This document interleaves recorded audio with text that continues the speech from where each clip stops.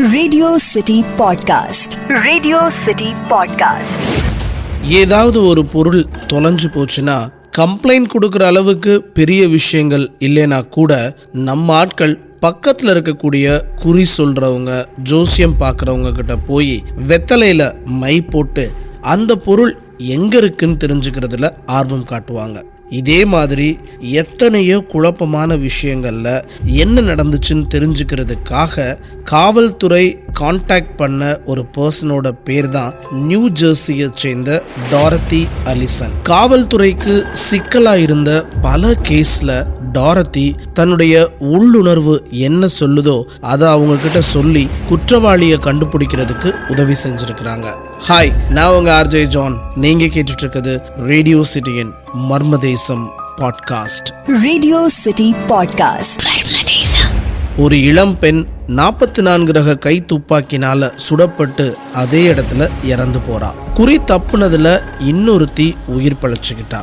அந்த பதட்டமான சூழல்ல கொலைகாரனை நேரில் பார்த்த அவளால அந்த கொலைகாரனை பத்தி எந்த ஒரு விஷயத்தையும் சொல்ல முடியல. இப்படி தொடர்ந்து அடுத்தடுத்து இளம் பெண்கள் இறந்து போயிட்டு இருக்கக்கூடிய அந்த நேரத்துல போலீசாரும் ஒரு க்ளூ கிடைக்காம தவிச்சிட்டு இருந்தாங்க.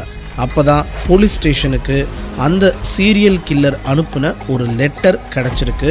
அதுல தன்னுடைய பேரை சன் ஆஃப் சாம் அப்படின்னு சொல்லி குறிப்பிட்டிருக்கான். நான் ஒரு ராட்சசன், சாத்தானோட வாரிசுன்னு எக்ஸ்ட்ரா பீட்டை வேற போட நியூயார்க் போலீஸுக்கு இன்னும் கொஞ்சம் கோவம் வந்துருச்சு. கொலைகாரன் ஒருத்தன் தானா இல்ல நிறைய பேர் இருக்கிறாங்களா? இந்த கொலைகள் எதனால இளம் பெண்களை குறி வச்சு தாக்கப்படுது அப்படிங்கிறதுக்கான காரணத்தை கண்டுபிடிக்கிறதுக்கு சின்ன க்ளூ கூட கிடைக்காத நிலைமையில டாரத்திய தேடி வந்தாங்க. டாரத்தி ஆழ்ந்த சிந்தனைக்குள்ள போய் எத்தனை தடவை பார்த்தாலும் அவளால் இந்த பிரச்சனையை பற்றி, கொலைகாரனை பற்றின க்ளூ கொடுக்கவே முடியலை.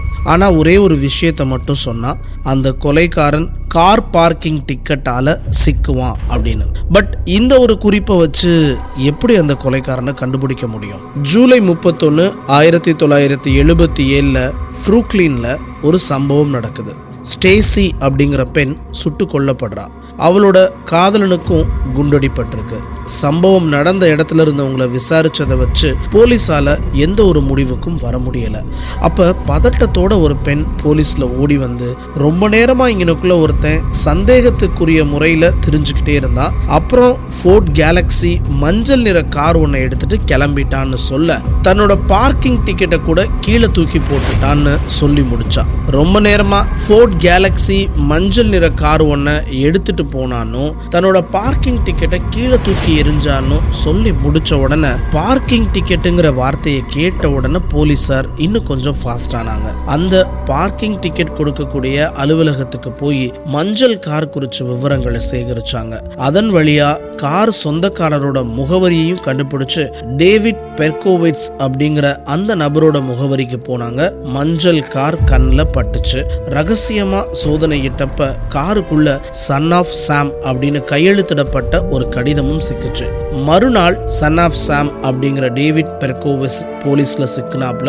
அவருடைய முகம் டாரத்தி வரைஞ்ச அந்த ஓவியத்தை ஒத்திருந்துச்சு. சரி, ஏன் இவங்களெல்லாம் தொடர் கொலை பண்ணணுங்கிற கேள்விக்கு, கிறிஸ்தவம் எனக்கு பிடிக்காது, நான் சாத்தான வழிபடுற அமைப்பை சேர்ந்தவன், என் பக்கத்து வீட்டில் இருக்கக்கூடிய நாயோட உடம்புல ஆதி சாத்தானோட ஆவி புகுந்து எனக்கு கட்டளை இட்டுச்சு, சாத்தான குளிர்விக்கிறதுக்காக இளம் பெண்களோட ரத்தம் தேவைப்பட்டுச்சு, அதனாலதான் சுட்டு கொல்ல ஆரம்பிச்சேன்னு சொல்லி முடிக்கிறப்ப அந்த நாய்க்கு சொந்தக்காரரோட பேர் சாம். என் பேரும் சன் ஆஃப் சாம் அப்படின்னு வச்சுக்கிட்டேன்னு முடிச்சாப்ல. இந்த மாதிரி உலகம் முழுவதுமே நிறைய பேர் நடந்து முடிஞ்ச விஷயத்தையும் அடுத்து அது எங்க இருக்குங்கிற விஷயத்தையும் தன்னுடைய மெய் உணர்வால கண்டுபிடிச்சு யாருக்கு தேவையோ அவங்களுக்கு உதவி பண்ணிட்டு இருக்காங்க. போலீசார் நிறைய கேசஸ்க்கு இந்த மாதிரியான ஆட்களோட உதவியை எடுத்துக்கிட்டாலும் இவங்களுக்கு இருக்கக்கூடிய இந்த உள் உணர்வு மூலமா அவங்க எப்படி ஃபீல் பண்றாங்கிறத மற்றவங்களுக்கு சொல்றதுங்கிறது அவ்வளவு ஈஸியான விஷயம் இல்லை. எல்லா எல்லாருக்கும் இது நடக்கிறதும் கிடையாது. ஏற்கனவே நடந்த ஒரு விஷயம் இப்போ எங்கே இருக்குங்கிறத உங்களால் சொல்ல முடியுமா? டாரத்திட்ட கேட்குறப்பையும் அது எப்படின்னு எனக்கு தெரியாது, ஏதோ ஒரு உணர்வு நான் ஃபீல் பண்ணுறத அப்படியே உங்கள்கிட்ட சொல்கிறேன்னு சொல்லி முடித்தாங்க. நான் உங்கள் ஆர்ஜே ஜான். நீங்கள் கேட்டுட்ருக்கிறது ரேடியோ சிட்டியின் மர்மதேசம் பாட்காஸ்ட்.